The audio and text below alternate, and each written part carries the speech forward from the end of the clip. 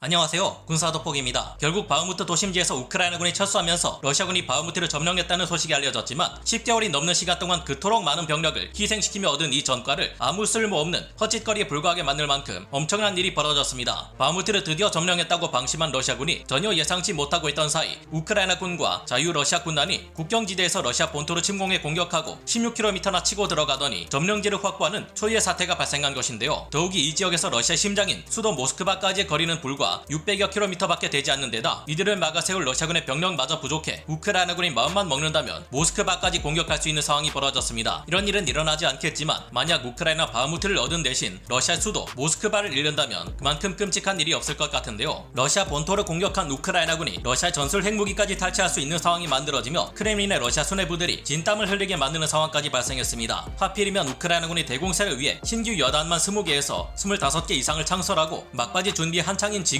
일어난 러시아 본토 공격은 앞으로의 전쟁 전반에 엄청나게 큰 영향을 끼치는 대사건이며 지금도 진행 중인 우크라이나군의 러시아 본토 공격 때문에 러시아군은 앞으로 방어선을 지켜내기 어려워져 진퇴양난의 기로에 빠졌습니다. 도대체 무슨 일이 벌어진 것인지 좀 더 자세한 상황 알아보겠습니다. 전문가는 아니지만 해당 분야의 정보를 조사 정리했습니다. 본의 아니게 틀린 부분이 있을 수 있다는 점 양해해 주시면 감사하겠습니다. 우크라이나군이 날린 가벼운 공격 한 번이 러시아군으로 하여금 수만 명에 달하는 병력을 분산 배치하지 않으면 안 될 상황을 만들며 앞으로의 전황을 크게 유리하게 만드는 매우 영리한 신의 한 수로 작용했습니다. 현지 시각 5월 22일 전해진 여러 오신트 소식에 따르면 이날 오후 우크라이나군이 러시아 본토 벨고로드 서부의 국경 마을 일대에서 갑작스러운 기습 타격 작전을 수행했다고 합니다. 이들은 불과 2시간의 공세 기간 동안 해당 지역에서 단숨에 그라이보론 국경 검문소와 여러 정착촌들을 점거하며 종심 16km, 폭 5km의 돌파구를 형성한 것은 물론 이 일대를 지키고 있던 러시아 보안 병력들을 괴멸시켰다고 하는데요. 이번 공세의 주축으로 활약한 것은 우크라이나 정규군이 아닌 자유러시아 군단 그리고 우크라이나 국제군단 예하의 러시아인들로 구성된 2개 대대급 병력들이었습니다. 이번 공세는 사실상 우크라이나군 전력과 함께 실시된 것으로 보이지만 크렘린의 독재에 저항하는 러시아인들로 구성된 이들에 의해 이뤄졌기에 우크라이나 측은 직접적으로 러시아 본토를 공격하지 않았다 주장할 수 있는 상황인데요. 자유러시아 군단과 국제군단 예하 러시아인 대대 병력들은 벨고로드 국경지대에 위치한 코진카 마을에 2대 T-72 전차와 1대 BTR-80 장갑차 그리고 맥스프로 M랩 장갑차 및 9대의 험비 차량과 보병들을 동원해 기습 공격을 가했습니다. 수비하고 있던 러시아 측 연방보안국 무장병력들, 러시아 국경 경비대 및 경찰 병력들은 전혀 예상치 못했던 이 공세에 순식간에 괴멸에 이르는 피해를 입었다고 합니다. 2시간도 채 되지 않아 해당 지역에 돌파구가 발생하자 러시아군은 다급하게 러시아 본토의 벨고로드 지역과 우크라이나 루안스크 지역에 배치되어 있는 공수군 병력들을 헬기로 실어 나르고 공격 헬기 또한 투입시켜 저지하려 했는데요. 소-25 공격기 또한 우크라이나 측 공세를 방어하기 위해 긴급 출격했습니다. 그러나 러시아군은 이 과정에서 오히려 밀8 수송 헬기 한 대를 격추당했고 소-25 공격기는 적을 공격하기는커녕 무관이들에게 오폭을 날려 피해만 더 가중시켰습니다. 그러던 와중 우크라이나 측 병력이 배치한 야전 방공 시스템이 발사한 지대공 미사일에 격추당할 위험을 느끼자 금세 달아나는 굴욕적인 모습을 보였는데요. 이번 사태에서 러시아는 너무나 위험한 상황에 놓일 뻔했는데 하죽지세로 공세를 가했던 우크라이나 측 자유러시아 군단의 기세를 감안할 때 1시간 이상 공세를 더 지속했을 경우 러시아 벨고로드 지역의 전략 탄약 저장 시설인 제22 시설을 점령당할 수 있었기 때문입니다. 이 제22 시설은 러시아가 전술 핵무기를 보관하고 있던 매우 중요한 시설로 지금까지 우크라이나군 측에서도 드론이나 미사일 공격을 가할 때 이 지역만큼은 공격하지 않았던 곳입니다. 이번 공세는 사실상 우크라이나 측이 연계되어 있을 것으로 짐작되지만 분명히 러시아 내에서 크렘린의 폭정에 저항하는 집단인 자유러시아 군단과 우크라이나 국제군단 중에서도 러시아 국적을 가진 이들에 의해 행해졌기 때문에 이들이 러시아의 전술 핵무기를 탈취해버렸다고 해도 우크라이나군은 우리와 상관없는 일이라고 잡아뗄 수 있기에 위험했는데요. 그런 만큼 이 사태 직후 러시아에서는 자유러시아 군단이 코진카 방어선을 돌파한 직후 제22 시설에 급히 병력을 파견해 해당 시설의 핵무기를 긴급히 다른 곳으로 옮겼습니다. 자유러시아 군단은 이번 공격에서 러시아의 전술 핵무기를 탈취하지는 못했지만 해당 지역에서 크게 놀라 장비를 그대로 버린 채 달아난 러시아 병력들 때문에 진경로 상에 배치되어 있던 러시아의 여러 장비들은 노획할 수 있었다고 하는데요. 이 사진에서 보이는 T-72 B3 전차는 Z자 표기가 되어 있는 것으로 보아 벨고로드 주에 배치되어 있던 러시아군 전차였지만 우크라이나군이 노획해 우크라이나 국기를 달고 가져가 버렸습니다. 이 외에도 자유러시아 군단과 국제군단 러시아인 병력들은 이번 공세에서 러시아군이 적의 통신을 교란할 때 사용하는 중요한 전략 자산인 R330ZH 지텔 이동식 통신 교란 스테이션을 멀쩡한 상태로 가져갈 수 있게 되었습니다. 이번 공격으로 인해 해당 지역 러시아인들은 급히 피난길에 오르는 모습이 관측되었습니다. 러시아는 자유러시아 군단과 우크라이나 국제군단의 공세를 막기 위해 현지 시각 5월 22일 늦은 밤 제263 차량과 소총 여단 전력을 투입했는데요. 그러자 자유러시아 군단과 우크라이나 국제군단 병력들은 즉시 국경 지역으로 빠르게 물러난 다음 최근 러시아군들이 구축해 놓은 참호 및 벙커 시설들을 이용해 역으로 방어선을 형성했습니다. 이번 우크라이나 측 병력의 기습적인 공세는 푸틴 러시아 대통령에게 하여금 하여금 정치 생명을 끝장낼 것인지 전쟁에서의 처참한 패배를 선택할 것인지 강요할 수 있게 되었는데요. 5월 24일 현재 벨고로드 방면에 공세를 가했던 자유러시아 군단과 우크라이나 국제군단 예하 러시아인 병력들은 거의 철수한 상황입니다. 러시아군은 루안스크 지역에 배치되어 있던 제3차량호 소총 여단과 러시아 공수군 전력 그리고 단대홈 이상의 차량호 소총 여단 전력을 투입해 다시 그라이보론 국경 검무소를 탈환함으로써 벨고로드 지역에 가해진 우크라이나 측 병력의 공세는 끝을 맺게 되었는데요. 그러나 지금도 벨고로드 지역뿐만이 아니라 우크라이나와 러시아 사이에 존재하는 하르키우 국경을 비롯해 쿠르스크주의 브리안스크 방면 등 여러 국경지대 전반에 우크라이나군의 국지적인 공격이 가해지고 있어 러시아는 미칠 지경일 겁니다. 이 과정에서 우크라이나 측 병력 또한 험비 차량, MRPA 2대 등 8대의 전술 차량을 러시아군에 내주게 되었지만 인명피해는 거의 없는 상황입니다. 중요한 것은 우크라이나 측 러시아인 병력들의 이번 공세를 통해 앞으로도 얼마든지 국경지대 러시아 본토 지역에 추가적인 공세가 있을 수 있다는 것을 확인시켜 줌으로써 앞으로 러시아군이 브리안스크, 쿠르스크, 벨고로드 이 3개 지역에 방어 병력을 배치하지 않으면 안 되는 상황을 만들었다는 것인데요. 이번에는 고작 2대의 T-72 전차가 동원되었지만 다음번 공세에서는 더욱 대규모의 기계화 여단이 공세를 가할 수 있으며 국경 지역에 배치된 러시아 핵무기가 있는 곳은 제22 시설뿐만이 아니라는 것이 문제입니다. 이번에 공격받은 벨고로드 국경지대의 그라이보론 국경 검무소에서부터 러시아의 수도인 모스크바까지의 거리는 불과 600여 킬로미터에 불과한 데다 그 사이를 지키고 있는 병력도 매우 부족했던 상태였는데요. 이 때문에 러시아군은 그동안 신경 쓰지 않고 있었던 우크라이나와 러시아 사이 국경지대인 벨고로드, 브리안스크, 쿠르스크 등의 일정 규모 이상의 방어 병력을 분산 배치하지 않으면 안 되는 상황에 직면했습니다. 이를 가능하게 하려면 추가적으로 대규모 징집을 동원해 방어 병력을 더 확보하거나 우크라이나 전선에 배치되어 있는 러시아군 전력을 꺼내와 국경지대에 배치하는 것 두 가지 중 하나를 반드시 선택해야 하는데요. 그러나 이 이상 대규모 징집을 감행했다가는 내년에 선거가 있는 러시아 내에서 푸틴의 정치 생명을 끝장내버리는 결과를 가져올 수 있고, 그렇다고 우크라이나 전선 내의 러시아군 병력들을 끄집어내 국경지대에 배치하자니 우크라이나군의 대공세를 막는 것이 더더욱 어려워져 사실상 전쟁의 패배를 불러오게 될 확률이 큰 상황입니다. 그나마 최근 러시아군이 점령한 바흐무트 시가지를 지켜내거나 추가적인 공세를 가하는 것도 어려운 상황인데요. 현재 바흐무트 일대에는 러시아군의 대규모 군수 물자와 장비들이 투입되고 있는 것으로 보아 5월 25일 전후로 바흐무트에서 철수할 것이라는 바그너 그룹의 발표는 거짓인 것으로 보입니다. 이곳에 배치된 부대들은 도네츠크 남부의 아우디이우카에 배치되어 있던 제10 전차 연대와 132 독립 차량과 소총 여단 예가 포병들인데요. 이들이 급하게 차출되어 투입된 이유는 러시아군이 바흐무트 시가지를 점령한 이후에도 외곽 지역에서 워낙 격렬한 전투가 지속되고 있기 때문인 것으로 파악됩니다. 러시아군의 공세가 그들의 병참선을 중심으로 이뤄진다는 것을 감안해 볼 때 바흐무트 다음으로 러시아군이 노릴 만한 곳은 차시우 야르 쪽이 될 것으로 보이는데요. 그러나 이곳에는 언덕이 많고 하천과 지류 등이 있어서 우크라이나군이 이를 활용해 러시아군을 효과적으로 막아내며 더 큰 피해를 가중시킬 수 있을 것으로 예상됩니다. 이 때문에 우크라이나군은 지금도 바흐무트 외곽에서 남아 시가지를 점령한 러시아군에게 견제를 계속 가하고 있는데요. 우크라이나군은 바흐무트 도심지를 점령한 러시아군을 유리한 외곽지대에서 포위에 둘러싸 섬멸시키려는 시도까지 할 수 있는 상태입니다. 현지 시각 5월 20일부터 우크라이나군의 제3돌격 여단은 반격을 통해 바흐무트 남서부의 고지대인 클리시치우카 점령구역을 더욱 확장시켜 왔는데요. 우크라이나군은 오히려 시가지에 있던 방어군을 바흐무트 외곽으로 이동 배치하면서 더욱 자유로운 운용이 가능해진 상황입니다. 이런 데다가 우크라이나군의 보급로도 그대로 살아있어 앞으로도 유리한 상태에서 전투를 더 오래 이끌어갈 수 있습니다. 아직 우크라이나군의 대공세를 위해 실체를 감추고 있는 우크라이나군의 20개에서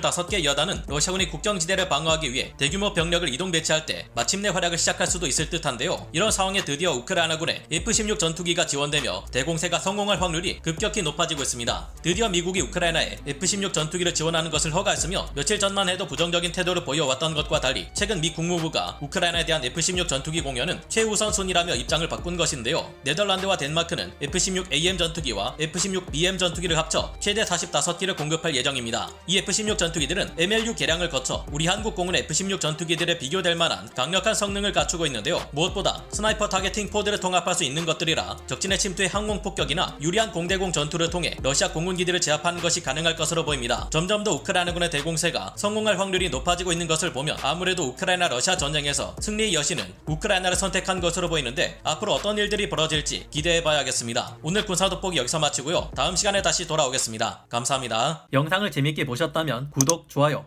알림 설정 부탁드리겠습니다.